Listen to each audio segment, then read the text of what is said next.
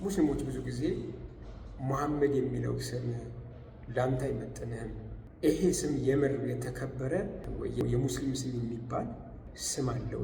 መሐመድ አብደላህ አብዱልሙጠሊብ ነው የሚባለው።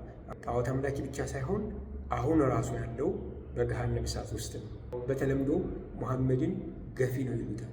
መሐመድ በ8 ዓመቱ ምን አልነበረም? ሙስሊም አልነበረም። የኔም አባት ያንተም አባት በገሃነም እሳት ውስጥ ናቸው ይለዋል።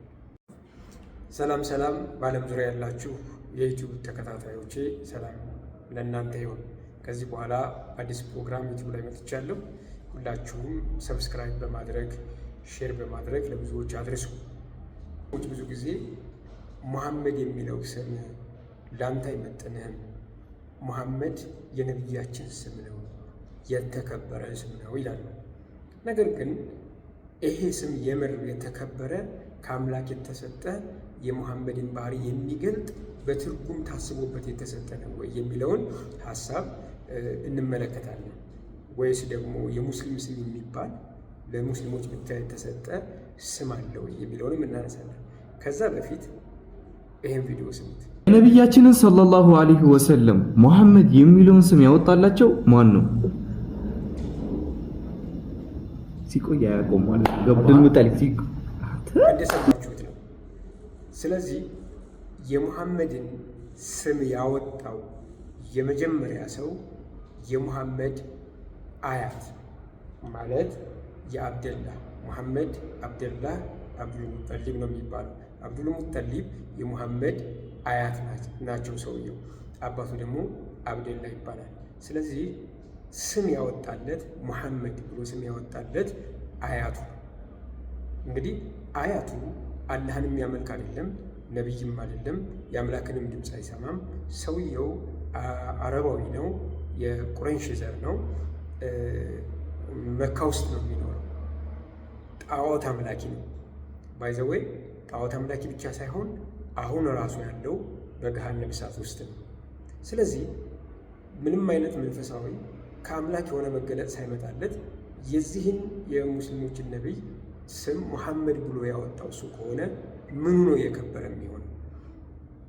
ከአምላክ የመጣ መገለጥ ነው እንዳትሉት፣ ሰውየው ከአምላክ የመጣ መገለጥ የለውም። ሙሐመድ የሚለውን ስም ሲያወጣለት አብዱልሙጠሊብ እንጂ ያወጣለት አላህም አይደለም መልአክም አይደለም፣ ሙሐመድም ራሱ አስቦበት ያወጣውም አይደለም። ስለዚህ መንፈሳዊነት ያለበት ስም ሳይሆን እንደውም አንድ ጣዖት አምላኪ ያወጣለት ስም ነው። አብዱልሙጠሊብ ይባላል። ሙሐመድ 8 ዓመት ገና የ8 ዓመት ሕፃን ልጅ ስለሆነ ነው አጎቱ የሞተው። ያው በተለምዶ ሙሐመድን ገፊ ነው ይሉታል። ምክንያቱም እንደተረገዘ አባቱ ሞተ፣ እንደተወለዱ እናቱ ሞተች፣ ከዛ አሳዳጊው የጡት ያጠባችው ሞተች፣ አያቱ ጋር ሲመጣ አያቱ ሞተ፣ አጎቱም ሳይት አጎቱ ሞተ። ከዛ ልጆቹም ደግሞ 2 ዓመት ሳይሞላቸው ነው አብዛኞቹ የሞቱት ከፋጡማ ውጭ ማለት ነው። ስለዚህ በ8 ዓመቱ ይሄ ሰውዬ ሞተ። ስለዚህ ሙሐመድ በ8 ዓመቱ ምን አልነበረም? ሙስሊም አልነበረም። ስለዚህ ሙሐመድ የሚለው ስም ያወጣለት አብዱልሙጠሊብ ነው። ማስረጃ ከፈለጋችሁ ሱናና ናሳኢ 1880 ላይ አንድ ሐዲስ አለ ስለ አያቱ አብዱልሙጠሊብ የሚያወራ። አንድ ጊዜ መንገድ ላይ አንድ ሴት አየ ይላል ሙሐመድ። ከዛ ሌላ ሴት መስላው ነበር፣ ግን የእሱ ልጅ ፋጡማ ነበረች እና መንገድ ላይ ነው ቆማ ያያት። ምን ትሰሪያለሽ እዚህ? ለምን ከቤትሽ ወጣሽ ሲላት የሞተ ሰው አለ፣ ለእሱ ደግሞ ዱዓ ላደርግለት፣ ለምን ምሕረት ልለምንለት፣ ላጽናናቸው ነው አለች።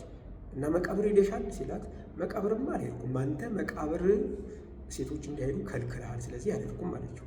ሄደሽ ቢሆን ኑሮ አያቷ አብደላህ ነው፣ የአያቷ አባት ደግሞ አብዱልሙጠሊብ ማለት ነው። የሙሐመድ አያት የእሷ የአያቷ አባት ነው። እነሱ ልክ እንደነሱ ገነትን አታይም ነበር እዛ ሄደሽ ቢሆን ኖሮ። ስለዚህ እነሱ ደግሞ ገነትን አላዩም ወይም ገነት አልገቡም እያለ ነው። ምሁራኖቹ እና ኢብን ከሲር እና ሌሎቹ ምሁራኖች ምን ይላሉ? መቃብር ልታሄዳ ቢሆን ኖሮ አብዱልሙጠሊብ በገሃነም እሳት ውስጥ እንደሆነና ገነትን እንዳላየ እሷም አታይም ነበር ነው ብለው ያብራሩት። ስለዚህ በሌላ አባባል አብዱልሙጠሊብ ገሃነም ውስጥ ነው ያለው፣ ጣዖት አምላኪ ነው ማለት ነው። ለሙሐመድ ስም ያወጣለት እሱ ነው ሙሐመድ ብሎ። ስለዚህ ሙሐመድ ምንም አይነት መንፈሳዊ ፋይዳ የሌለው አረበኛ ምስጉን ማለት ነው። ምስጉን ማለት ነው ቢባል አላህ አይደለም ምስጉን ያለው። ስለዚህ አብዱል ሙጠሊብ ነው። አብዱል ሙጠሊብ ደግሞ ምስጉን የሆነ ሰውና ያልሆነ ሰው አያውቅም። ምክንያቱም እሱ ጣዖት አምላኪ ነው። ጣዖት አምላኪ ደግሞ መልካምና ክፉን የሚለካው በጣዖቱ እና በአምልኮ በሃይማኖቱ መልካም ብሎ የሚያስበው ነው። ስለዚህ መሐመድ መልካም ነው ምስጉን ነው ብሎ መናገር ምንም አዲስ ነገር የለውም ማለት ነው። ይሄ ብቻ ሳይሆን የሙሐመድ ስም ብቻ ሳይሆን እንግዲህ እንደሰማችሁት አብደላ የሚል ቃል አለ። የአባቱ ስም ነው የሙሐመድ አባት ስም። የሙሐመድ አባት ስም አብደላ ስለሆነ የሙስሊም ስም ነው ወይ? እንግዲህ አያቱ የሙሐመድ የሙስሊም ስም አይደለም። የአያቱ አብደላ የአላህ ባሪያ ማለት ነው ብሎ ያምናሉ። አብደላ ማለት የአላህ ባሪያ ከሆነ ያ ሰውዬ ስሙ የአላህ ባሪያ ከሆነ ሙስሊም ነው ብላችሁ ትገምታላችሁ። አባቱ ግን ሙስሊም አይደለም። ሙስሊም አይደለም፣ ጣዖት አምላኪ ነው። አሁንም ያለው በገሃነም እሳት ውስጥ ነው። እኔ አይደለሁም ያልኩት፣ ሐዲሱ ነው። ሰውየው ያለው በገሃነም እሳት ውስጥ ነው። ተመልከቱ ይህን ሐዲስ ሱናን አቡ ዳውድ 47:18 ላይ ነው ያለው። አነስ ነው ዘጋቢ እንዲህ ይላል። አንድ ሰው መጥቶ ነቢዩን እንዲህ አለው፣ አባቴ የት ነው ያለው? ገሃነም እሳት ውስጥ ነው ይለዋል። ከዛ ነቢዩ ምን አለው? አዎ ገሃነም እሳት ውስጥ ነው ሲለው፣ አባትህ በገሃነም እሳት ውስጥ ነው ሲለው፣ ሰውየው አዝኖ ሄደ እና መልሶ ጠራውና እንዲህ አለው፣ የኔም አባት ያንተም አባት በገሃነም እሳት ውስጥ ናቸው ይለዋል። ስለዚህ አብደላ የአላህ ባሪያ ተብሎ ሰውየው ያለው የት ላይ ነው? ገሃነም እሳት ውስጥ ነው። አስተውላችሁታል? ገሃነም እሳት ውስጥ ነው። ስለዚህ በሌላ አባባል አንድ ሙስሊም ገሃነም እሳት ውስጥ ነው የሚሆነው ብላችሁ ካመናችሁ ሙስሊሞች ኦኬ፣ አይ ሰውየው ጣዖት አምላኪ ነው አላህን የሚያመልክ የአላህ ባሪያ አይደለም ካላችሁ፣ ስለዚህ አብደላ የሚለው የሙስሊም ስም እስልምናን የሚገልጥ አይደለም ማለት ነው ሰውየው። ምክንያቱም በገሃነም እሳት ውስጥ ነው ያለው። የሙሐመድ አባትም የዚህ ሰውዬ አባትም ገሃነም እሳት ውስጥ ናቸው ያለው። አብዱል ሙጠሊብ ገሃነም እሳት ውስጥ ነው ያለው። አያቱ አባቱ ገሃነም ውስጥ ነው ያለው። ሙሐመድ የሚለው ስም የሙስሊም ስም አይደለም። አብደላ የሚባል ስም የሙስሊም ስም አይደለም። ስለዚህ እኔ ጋር እየመጣችሁ ሙሐመድ የሚለውን ስም ቀይር፣ ይሄ የሙስሊም ስም ነው ብላችሁ አትናገሩ። ይሄ ሙሐመድ የሚለው ስም ቤተሰቦችን ያወጡልኝ ሙስሊም በነበርኩ ሰዓት። ስለዚህ ስሙ ቢቀየር ባይቀየር ለእኔ ትርጉም የለውም። ነገር ግን የስሙ ምንጭ አላህ አይደለም፣ እስልምናም አይደለም። አብዱል ሙጠሊብ የሚባል የሙሐመድ ሀያት ጣዖት አምላኪ አሁን በገሃነም እሳት ውስጥ ያለ ሰው ነው ስሙን ያወጣው ማለት ነው። ስለዚህ ሙሐመድ ይህን ስም እንደውም መቀበል አልነበረበትም ማለት ነው ብዬ ነው ማስበው። ስሙ ግን በእኛ በክርስትና ለውጥ ስለማያመጣ ስሙ ማውጣት ምንም ችግር የለም። በእስልምና ብዙዎቻችሁ ከተረዳችሁት፣ ለምሳሌ የአኢሻ አባት አቡበከር ነው የሚባለው። አቡ በከር የሙስሊም ስም ነው ብላችሁ ነው የምታስቡት። ግን ጣዖት አምላኪ በነበረበት ሰዓት ሙሐመድ እስልምናን ከመንገሩ በፊት ሙሐመድን አምኖ ከመከተሉ በሙሐመድ ነብይነት አምኖ ከመከተሉ በፊት አቡበከር ነበር የሚባለው። ሙስሊምም ሲሆን አቡበከር ነበር። የሙስሊም ስም ቢኖረው ብሎ ስሙን ለውጦ አቡበከር የሚለውን ሌላ ስም የሙስሊም ስም ይኖረው ነበር። ለምሳሌ ሐምዛ በሙሐመድ ነብይነትና በአላህ አምላክነት ከማመኑ በፊት ጣዖት አምላኪ ነበር። ጣዖት አምላኪ በነበረበት ሰዓት ሐምዛ ነበር ስሙ። በኋላም ላይ ወደ እስልምና ሲቀየርም ሐምዛ ነው ስሙ። ሌሎችም ብዙ ሰዎች መጥራት ይችላሉ፣ ሙሐመድን ጨምሮ ሙስሊም በሆኑ ሰዓት ስማቸውን አልቀየሩም። ስለዚህ ስሙ አረብ ጣዖታውያን የሚጠሩበት የነበረ መጠሪያ እንጂ የሙስሊም ስም አይደለም። ዛሬ አንዳንድ ሰዎች ወደ እስልምና ገቡ ሲባል ቀጥታ የሚያደርጉት ስማቸውን መለወጥ ነው።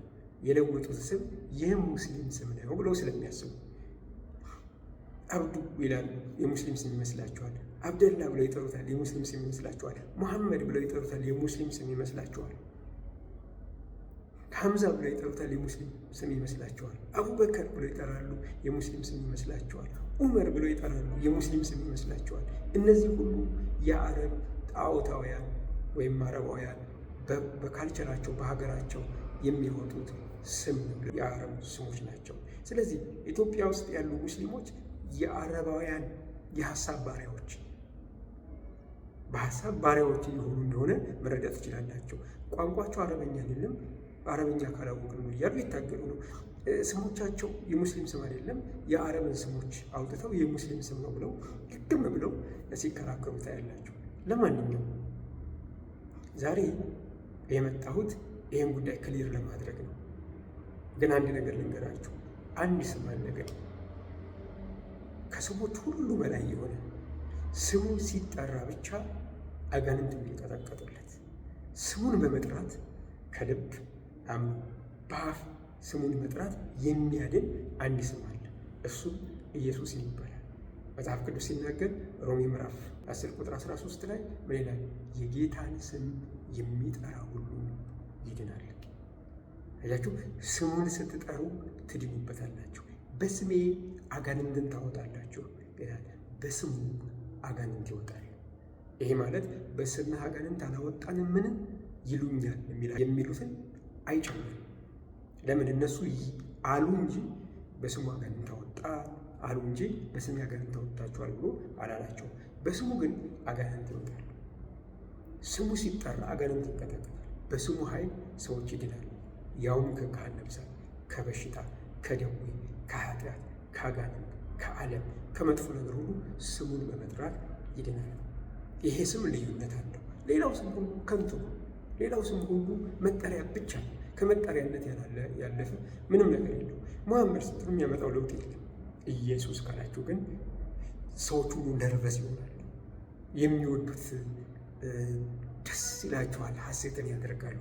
አጋንንቶች ይጮኻሉ፣ ደዌዎች ይፈወሳሉ፣ በስሙ ተአምራት ይሆናል።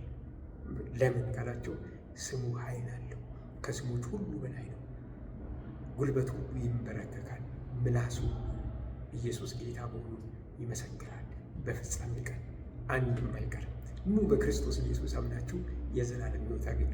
በእርሱ የሚያምን የዘላለም ሕይወት አለውና ከዘላለም ሞት ተሻግሮ የዘላለም ሕይወት አገኙ። እኔ ወንድማችሁ መሐመድ ሙስሊም የነበርኩ በሆንም አሁን በክርስቶስ ኢየሱስ በማመን የዘላለም ሕይወት አለኝ። ከገሃነመ እሳት አምልጫለሁ። አሁን ሞት አያስፈራኝም። ሞት ለእኔ ስጦታ ነው። ነፍሴ ከሥጋ በተለየችበት ቅጽበት ወደ ጌታ እሄዳለሁ። ገሃነም የሚባል አይነካኝም። ገሃነም ገብቶ ተቀጥቶ መውጣት የሚለው የሚሰራው እስልምና ላይ ነው። በክርስትና ወይም በክርስቶስ አስተምሮ ግን በክርስቶስ ኢየሱስ ያመነ ሰው ፈጽሞ ገሃነምን አያይም፣ አይገባትም። በገነት ከጌታው ጋር ለዘላለም ይኖራል። ዛሬም ጥሪ ያቀርብላችኋለሁ። ኑ በክርስቶስ ኢየሱስ አምናችሁ ዳኑ።